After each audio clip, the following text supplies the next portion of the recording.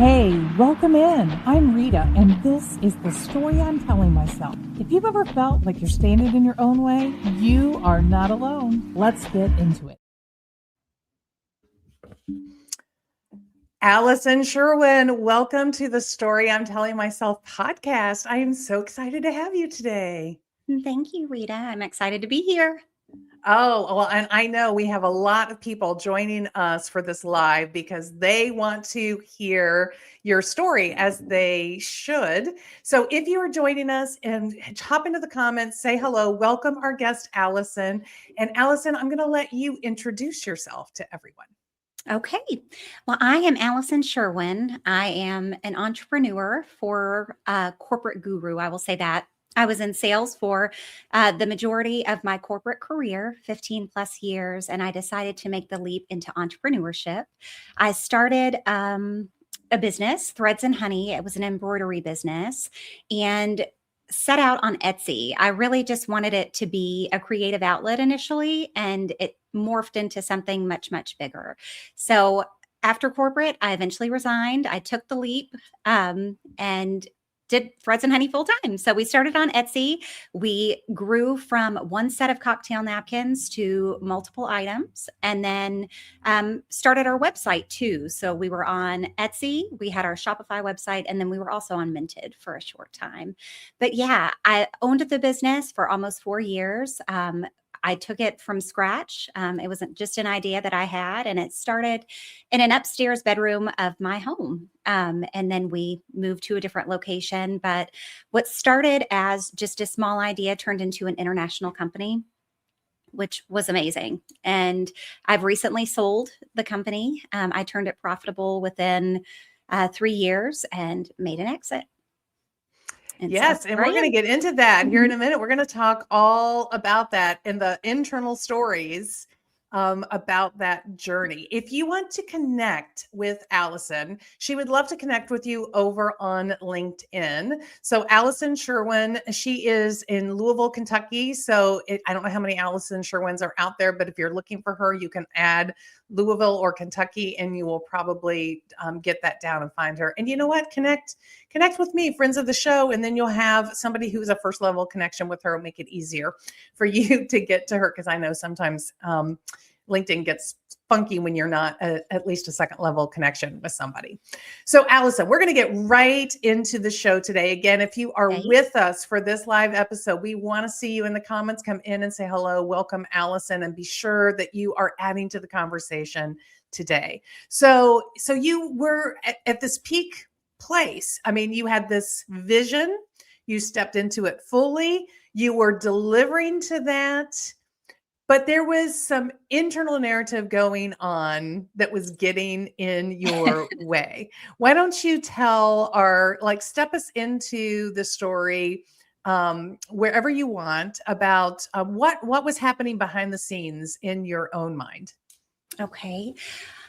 Well, it was a scary place. I'll say that. No, Rita and I worked together. She was a wonderful coach and a mentor as I started my entrepreneurial journey.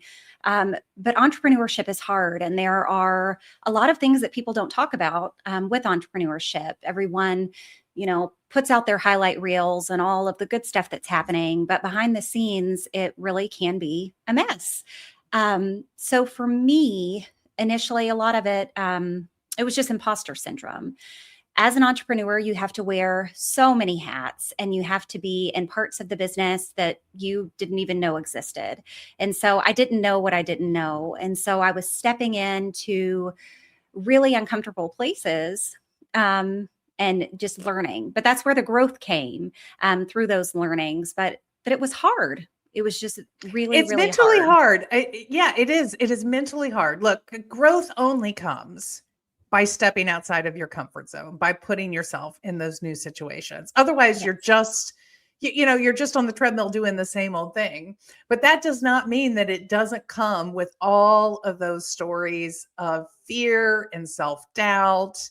And as you said, and what we call imposter syndrome. So maybe you could give a little more color commentary for our listeners. Like, what were some of those imposter syndrome conversations that were popping up for you. Hey, Nick, I'm so glad that you are with us today. You'll be interested to know, Nicole is a publisher, a book publisher, and right now, one of the things that Allison is doing in her next career transition is she is working on a book. So you guys should definitely be connected up on LinkedIn. Hey, Gary, Yes. glad to have you from the UK. So go ahead. Hi. Tell us a little bit about some of those imposter syndrome stories you were facing on a daily. Right. Well, stepping into business ownership, you become the leader of a company. And just that title alone, leader, owner, CEO, whatever that is, it's just a mind shift. And so for me to think of myself as the head of a company was hard. It was very hard, especially when this was supposed to be a creative outlet. And so feeling equipped to go in and make all of the decisions that had to be made, I was uncomfortable a lot. So Nicole has asked a question, definitely had moments of who will work with me. Yes, that is a thing. Who will work with me and who is actually going to buy what I'm selling? And that was hard too. So you put yourself out there and you don't know how it's going to be received. Luckily for me, it was okay. And I had a wonderful team behind me, helping us grow. But yes, I mean, I think. Well, that was a transition as well, though. For a while, it was just you. Yes, I was a solopreneur for a while, and I was. And so was it hard to give yourself permission to add people into the business?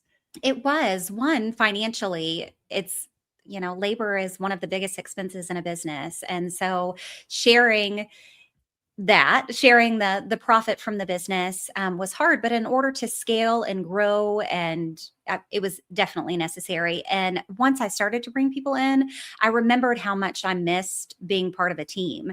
I wasn't on my own anymore, and I had camaraderie and others to bounce ideas off of, and it was amazing. It was amazing. So I want to say, hey, Suki, thanks for joining us from Bangladesh. We're so happy to have you. What were some of the internal narrative that gave you reservation about hiring people into the company?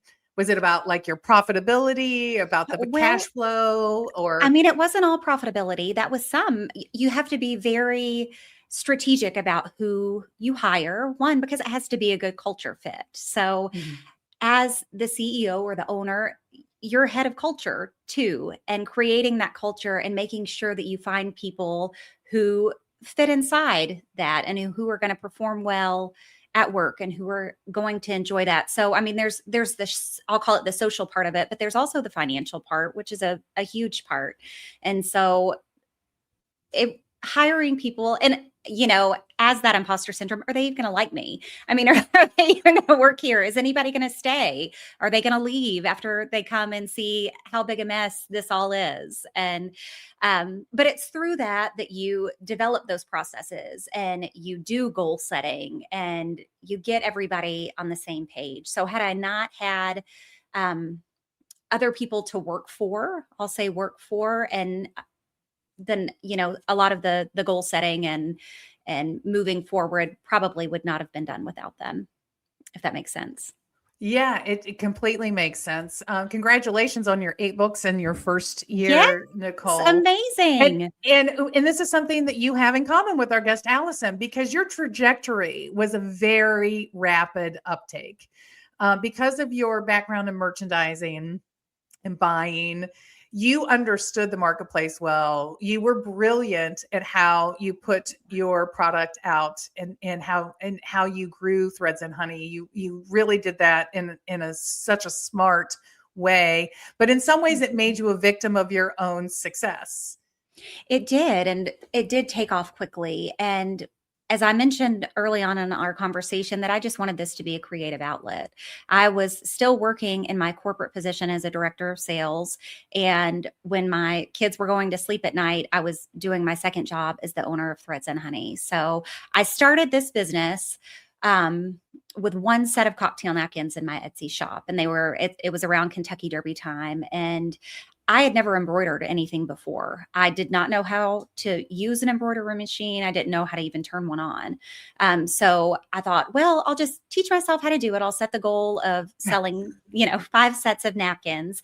And I ended up selling 65 sets of napkins, which doesn't sound like a lot, but when it's not your full-time job and you're really still learning yourself, it was a challenge. And so there were a lot of late nights, early mornings while I figured things out. But I taught myself how to do all the things. I mean, it was crazy. Yeah. And so like Gary is saying in the comments here, working for just by yourself only works for so long. And then you have to put the team around you. It is the only way that you can move forward. Hey, Leslie, so happy to have you with us today. Thanks for joining us. So, so you get past this thing of starting to build out your team, right? And then what is the next thing that starts sounding off in your head in your, whether it was from imposter syndrome or something else that is driving, again, more self-doubt, more self-limiting thinking around the business? Well, I started hiring my team, and we moved from the upstairs bedroom to my basement, and we had the Threads and Honey shop in my basement. And there were 6 of us working down there with 4 huge industrial embroidery machines. And we were cramped. It was hot. We were doing, every part of the manufacturing process down there, from making or embroidering the napkins to, QA, shipping them out. I mean, it was just so much. And knowing that your own little Microsoft moment. They were in a garage, you were in the basement, the same idea, right? It was. I mean, it really was. And I was hesitant to move out. I was scared to do that. But from there, it allowed more space. It allowed us room to breathe and to really learn how to work as a team and to improve our efficiencies. And that was an interesting time, because when you start a business, especially from scratch, you're the one who creates all the processes. You tell everybody how to do whatever it is that you want to do, but that's not always the best way. And so Rita knows me, and I'm a perfectionist. So, I was probably too slow at first, and we really needed to move forward. So without the help of my team, I wouldn't have been able to move as quickly. So, and what kind of goals do you have for the business at this point? Are your goals the same? Are they shifting? Well, when you hired your team, you have 4 industrial machines in your basement now. Like, what is your vision of the business at this stage? I had no vision. That was part of the problem. I had no vision, and I was making things up as I went along, and that's no way to run a business. And so that's when I reached out to you, Rita, and we worked together to establish those goals and really fine tune, some of the things that we were doing. And I had no vision, and that was the problem. That was the problem early on. But when I met you, what you were starting to sort of formulate that. I mean, you were thinking about. I remember we were in this conversation where most of the entrepreneurs that I work with, you hit this spot. And it's a really important conversation, because there's a part of you, the internal story is you got to grow, you got to get bigger, you got to chase the next thing, right? Mm-hmm. And then there's another part of you that's like, could this be enough? Should this be enough? So this tension that you hold between growing your business like gangbusters and it, like the story that everybody tells, right? Or choosing to stay small, more targeted, that kind of thing. And I remember you and I talking about, where are you positioning yourself in the marketplace? Are you the everyman's product, or are you this treasure that people pay a premium price for? And it was a real challenge for you to sort of reconcile a lot of those decisions about your business. Well, just being honest, it took me a while to take things seriously.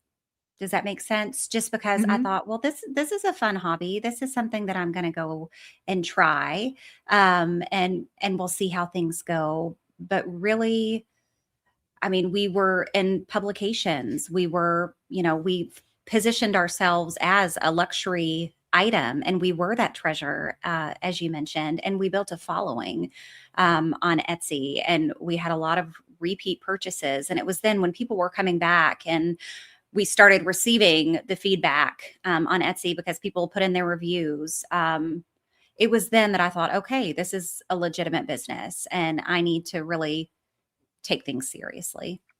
And I remember you had some really great ideas about moving from just direct consumer sales to doing something that was targeting larger sales, like the airline Yes. napkins that you did and stuff, right? The airline napkins. Yes. So that's a story. That's one for the books. So I'll just tell that story. So an airline company, a private airline company found us on Etsy and they wanted to use our product for their corporate gifting. And I was thrilled. I thought, oh, great. Our first time to really work B2B. And this is going to be so much fun. Well, when they put in the order, it was for 4,000 napkins, which was way outside our capacity. And so we ended up sourcing those napkins out and it worked out. It was fine. But just having that's another time where I really had to step out of my comfort zone and get creative with ways to expand the business. So yes, we started getting into corporate gifting and doing much larger orders. So what started as, just a set of 4 Kentucky Derby cocktail napkins, turned into huge, 1,000-piece orders. So yeah. And I remember in our early conversations together, this is part of what raised that question of what kind of business are you growing and what does growing bigger look like and what does it require of you and what kind of shop are you going to be? Because you didn't see yourself like setting up this warehouse of machines that could manage a 4,000, but you knew that the potential to be a business that was providing this luxury item in that kind of quantity was there, and really trying to reconcile, how could you do that? Do you want to do that? Is that where your heart is? And that is where I think you really began to feel the challenge of this internal question about, do I want to run something this big? Is It this what my is. passion is? And you wrestled with that question for quite a while. Share a little bit about what was going on inside of your head around those questions. Yes. I mean, I did wrestle with that question a lot. And for me, it was, what do I really want for my life? And so work was all consuming at that point. And, even though I was working regular hours, I was coming home and it was hard for me to get anything off my mind. I was always thinking about the business. And we were at a point with Threads and Honey that we could either really invest and continue to scale. We could stay where we were, or I could, walk away. And so that's what I decided to do. I made my exit because what I once loved and was so much fun was no longer filling my cup. And I made a really tough decision to walk away, but it was the best one for me. And I do not regret that at all. But it took you a while to get there. You It and I did. It had a took, lot of oh conversations to goodness. get there. I feel And like it took 2 years to get, so, to get, so I know. yeah, I mean, you would make a decision and then you would vacillate and you would come back. And so here are some stories that I remember. One is, this is my baby, right? I mean, Yes. where this started, this idea that you had for these napkins for Derby, you still had a lot of passion. I did. And it's hard to let go when you work so hard and invest so much time into building something. I mean, it becomes a part of you, and to let that go, or whatever the choice may be, it is hard. But I knew, like you said, because we had the conversation, I did not want to scale to huge heights. I didn't want to have a total manufacturing organization. There were other things that I wanted to do with the business. So it just, right. Yeah. That part was seeing yourself in that vision was easy for you to say no to. yes. But still letting go of Threads and Honey was hard. It was to do mine. It was because it was yours. mine. Yeah. Yes. I mean, and come on, guys. Like if those of you that have joined us in the comments, like what is it in your life that's mine? Like, how do you relate to this story? What's the thing that you hold on to that you say, ooh, that's mine. I just don't know if I can walk away from that your identity, would you agree your identity was very much tied up in the business and you had a lot of financial guilt, I'm going to say. I did. You not only tied up yourself, but your money, your income, all of that was tied up in the business. Yes, it was. And that was really a determining factor. So being in corporate and having the security of a paycheck is nice. I will say that is very nice. As an entrepreneur, you have to find ways to get profit so that you can be paid. And for me, how do I even describe it? I don't know, Rita. You were there with me. I just wanted to feel like I was providing enough for my family. And at the time, even though I was still making money, it was not enough for how hard I was working. And so for me, it was, I'm working all of these hours. I'm stressing so much. My health is being affected at this point. Is it really worth it? Is it your health was being affected? And I think it's fair to say you felt like it was putting a strain on your relationships inside of your family. It was. So something that we have not mentioned, and I don't know why he's coming in so late into the conversation, but Nick's, my husband is my biggest cheerleader. The best supporter other than my mom, but he was a huge part of Threads and Honey, especially at the very beginning. And Nick's background was in marketing or is in marketing. And he just really helped drive the business at the very beginning. But working with your spouse is not for everyone. And so there were times where we would disagree. And early on, he was the only person. He was my team, and he was the only person that I had to bounce ideas off of. So it was an interesting time. But yes, I mean, I have Nick's, I have my family that I had to support, and my biggest you had your two young girls, my two young girls, my loves, right? That wanted a certain amount of mom time. Yes, and so, always. So you had some mom guilt. I had a lot of mom guilt. Right? Yes, a lot of mom guilt going on. And that was not helpful at all. And plus, Rita, you know that I'm a perfectionist. And if I'm going to do anything, I'm going to do it to my absolute best ability. And so I felt like there were areas of my life that were super important to me, my family being one, where my time was lacking, my presence was lacking, and I wasn't able to give all of myself to anything.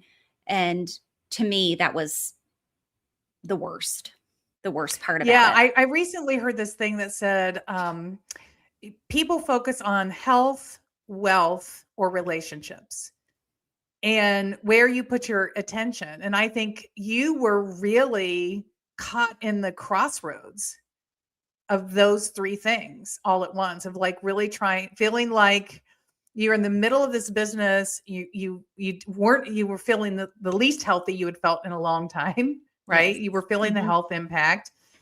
You weren't earning for the amount of effort, the money. So the wealth equation wasn't coming in, and so all of this is sort of crumbling. And I think a lot of business owners come to this place where the business starts to outpace. And so, at one point you hired more people, but then how do you make the financial equation work?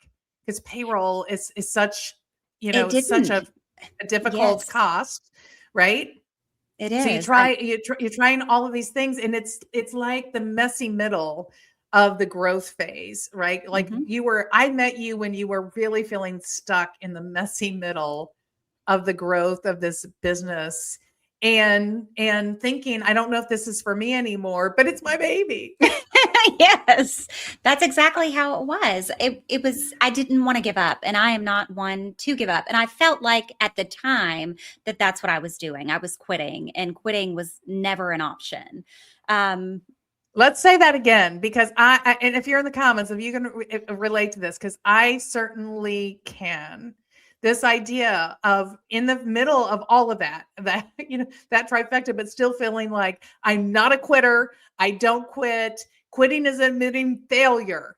Like yes, you really felt like quitting was admitting failure. yes. And it took you And a long time to be able to release that story, but you did through the gift of your father. Do you want to share with the listeners that I gift do. moment? And so I'll try not to get emotional. Oh, But my please dad, get emotional. We get emotional on this oh podcast. gosh. Well, my dad passed away in January of last year. But during his illness, we were able to have just really very meaningful, beautiful conversations about life and what what are not necessarily our goals, but really, I mean, what's our purpose? What was my purpose? And he would say, I just really don't like seeing you so stressed. Is it really worth it to you? And is it worth it for your health? Is it worth it for your family? And you can always change your mind. And there's nothing wrong with changing your mind. Um, and through those conversations, they mean so much to me. And it really changed my mindset after having those conversations to say, it's okay if this isn't what I want to do anymore. It doesn't mean that what I did is negated. It doesn't mean that it never mattered, because I did big things. And I should be proud of the things that I did, but if it no longer serves me, it's okay to walk away. If you've ever told yourself the story, if I stop now, it will negate what I've done won't matter anymore. Give us a thumbs up, because I think this is one of the reasons I wanted people to hear your story, Allison, is because I think this is a common struggle that so many of us have. I have had that difficult thing of saying, but if I stop right now, what does that mean? Where Mm-hmm. does that leave me? And it was so beautiful for your father to just create the space to allow you to really just be in that conversation, reflect, and allow that shift to come. So was it a like bright light transformation, or was it a slow progress for you to start letting go of that story of I'm a failure if I stop this now? I think that it was a slow progression just because we did have a lot of conversations about it. But after his passing, the bright light went off. And that's when I went full steam ahead and really started looking for a buyer for the business, because I knew I didn't want it to end. It was really serving. We were serving our customers well, and our items were giftable, and people were so excited, and we got the best feedback. And I did And not not want that were to end. are. I mean the business continues. Threads and Honey Yes, is it does still a continue. remarkable business. Please support Threads and Honey, Yes, even though it's not under your leadership it is anymore. not. So I sold the so you business. got hustling to figure out, like, how is this going to live beyond me being in the center of it? Yes. And it was a very niche business, cocktail napkins and dinnerware and special events, weddings, that sort of thing. It's not your everyday buy. But we built such a good relationship with our customers and those who we were serving, and people love them. I mean, they really do. And finding a buyer, needed to be someone who already had an interest in the industry and really knew what they were doing, because I wanted someone that would take it and run with it and continue to grow it in their own way, which is an interesting thing too. But yeah, I stayed on for 30 days during the transition, and just seeing how someone else sees the business is very interesting. Right. Yeah, I bet that is. I bet It it is. is.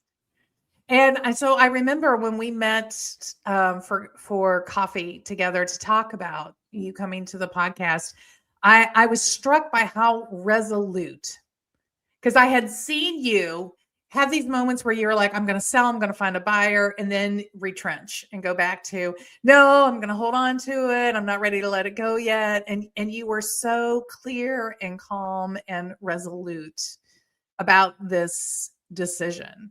And so if you are stuck in that quandary, if you're listening, you're one of those people vacillating, just know that it's possible. So as you and your father were talking, did you start to visualize your life in a different way? Like, can you give any tips to anybody? Well, I stepped away and I started putting boundaries up, and I was forced to, just because, my parents ended up moving to Louisville because my dad started receiving care here, and just finding my focus and knowing it was like a moment of clarity. This is where I'm supposed to be. I'm supposed to be with my family. I'm supposed to take time away from work. I should not be thinking about this all the time. And at that point, it was much better because I did have a team who was amazing, and they kept things running because I was out quite a bit while he was sick. But yeah, I mean, I was resolute in my decision at that point. I did feel stuck for a long time, and I felt like there were things that still needed to be done, and I had not taken this business everywhere it needed to go, and I still had so much creative energy, and I wanted to put that into the business. And when my dad got sick, I knew, what am I doing? What am I really doing? And so since exiting the business, I have done some work on my own, and I've gotten a book. What Color is Your Parachute? Do you know this book? Yes, I know this book. Yeah, that's an oldie but a goodie. That's from the history books. Yes, because it was written in the 60s, 70s, and so they've updated it a bit. But just finding my purpose and using my skills and my knowledge, and what can I do? Because I still have so much to offer, because that was the thing, after this, what next? I mean, I'm not a business owner anymore. I don't really have a corporate job. What is it that I do? What am I supposed to be doing? And so finding my own gifts, finding what it is that I want to do has been such a gift. It's been really, really very nice to have this time. And I want to share with our listeners something that Alice and I talked about quite a bit in our time together when we were working together, is this: what it takes to envision and bring to life a business like Threads and Honey, and then what it takes to sustain and run that at a larger scale, are different gifts and skill sets. And it is okay. There's a reason that many people become serial entrepreneurs. And it is because they have that gift of envisioning something that needs to exist in the world. And they have the drive and the energy to go bring life into that. But then they have no capacity to continue to run that business. They have no interest. It doesn't fulfill them anymore. And so even though there was still more that you can do, you had brought to life this beautiful thing. And it's sort of like sending your children out into the world. It was time for you to release Threads and Honey out into the world, where it could be under leadership that thrives in operationalizing, scaling, and growing this beautiful idea that you gave birth to. Mm-hmm. Yeah, we had a lot of conversations about that. And I think that was hard for me to reconcile too, because it's not in my personality to say, I can't do that, or, I'm just of the mindset. I mean, I'll learn. I can do Oh, you that. could. Or I mean, you could yeah, do it, but you weren't going to be yes, happy. You weren't going to exactly. you weren't going to That was the thrive. hard part. Is that what I really want? Yeah, I can do that. And it sounds really great to say, oh my goodness, I've scaled this company to, 8 figures, whatever it may be. And look at all of these wonderful things that I've done. But would I really be fulfilled doing that? And the answer was no. The money never mattered. It was not your peace and joy, but it was, Yes. but it is hard. It is hard. Comparison, the thief of joy, friends, right? So it's hard when you see all of these other things happening. So, so you're in a new chapter of your life, but you're still a creator. And so what are you up to now, Allison? Well, I'm writing. I've always really, really enjoyed writing. So I'm writing a book right now. And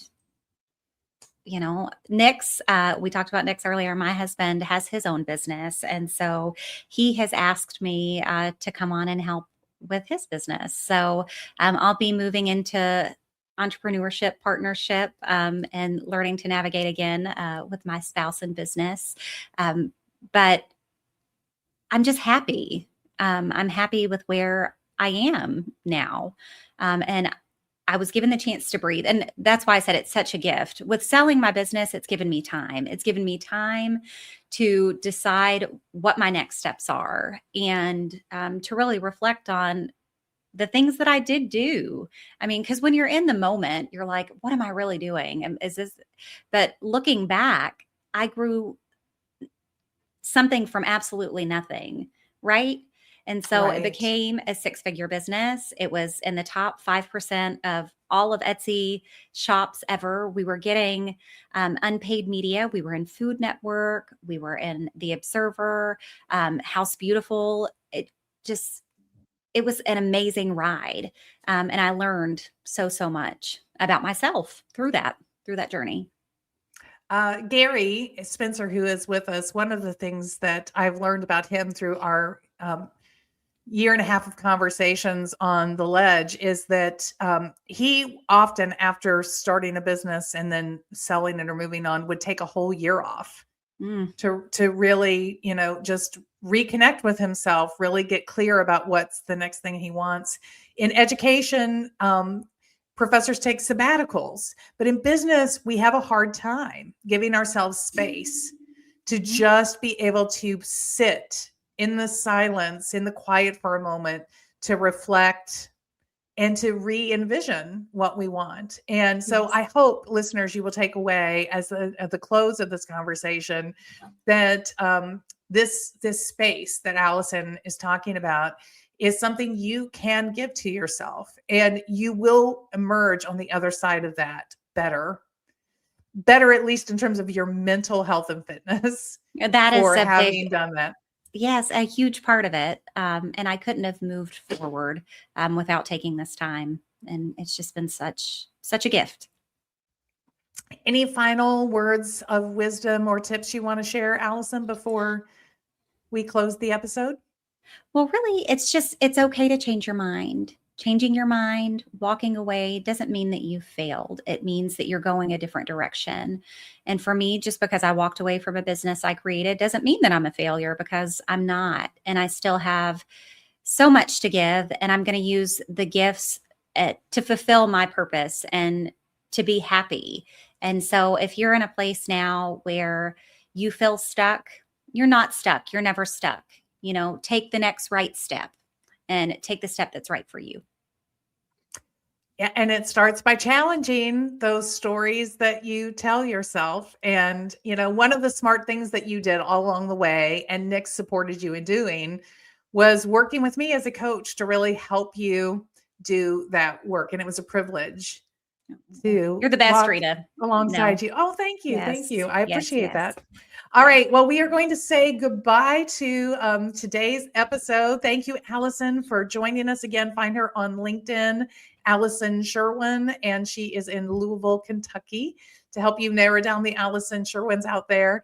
And then come back next week. My friend, Nathan Stuck, who is a B Corp guy who is really moving into social impact and business, is going to talk about his journey and really letting go of this idea of being an arsonist, burning things down that we don't like, and transforming that into being the architect of what you do want. It's going to be an amazing episode. Come back and join us. Thanks for being here. And make sure on Thursday you share this with somebody that you know that needs to hear Allison's message. We'll be out on all the podcast channels then, and you can get your companion guide. Thanks for being with us, Allison. Thank you, everyone. Thank you, Rita. Bye. Bye. Thanks for joining us. If you love this episode, leave us those 5 stars and be sure to share this with a friend. And if you didn't, don't worry about it. See you back here next week.